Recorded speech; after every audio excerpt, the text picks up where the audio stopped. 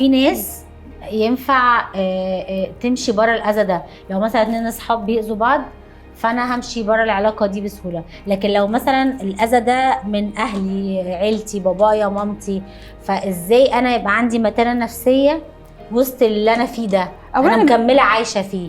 بص، في ممكن انا اقول ان ده بيضايقني او الطريقه دي مش عايزاها، انا رافضه الطريقه دي، وابتدي اعمل خطوات لا انا رافضه ده، لا انا دي بتوجعني.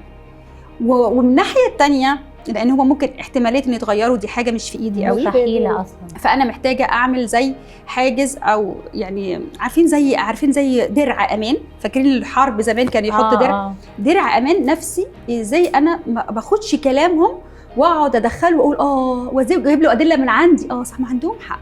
طب ما ممكن انا اللي كده، يمكن انا اللي حساسه، يمكن انا اللي هشه قوي مش متقبله النقد مثلا. لا، انت بتتعرض الاهانه، فاللي هو ايه، خلاص كلامك هيقف عند حته ممكن يضايقني لفتره، يعني يوم 2 ضايق، بس اوعي تاخديه وتعيدي تاني بنفسك. بالعكس، ده اسمه ايذاء، فانا هسمي ان ده ايذاء. ده بيوجع لان انا متضايقه ان انا بتعرض للاذى، بس هو مش بتاعي، ده بتاع الشخص نفسه، انا مش مسؤوله عنه، هو اللي عنده مشكله مش انا اللي عندي مشكله. عارفه لما ترجعي الحاجه لصاحبها بالظبط. ايوه دي حاجه انا اتعلمتها اميز بينهم ازاي، انه انا خلاص مع الوقت بصدق انه انت عندك مشكله، مش انا اللي عندي المشكله. ايوه فانت خلاص انت مشكلتك كده، اوكي انا قبلها كده، لكن انا عارفه ان ده مش انا. وقبلها مش معنى الموافقه، قبلها يعني هو ده الواقع، فانا هتعامل معاه.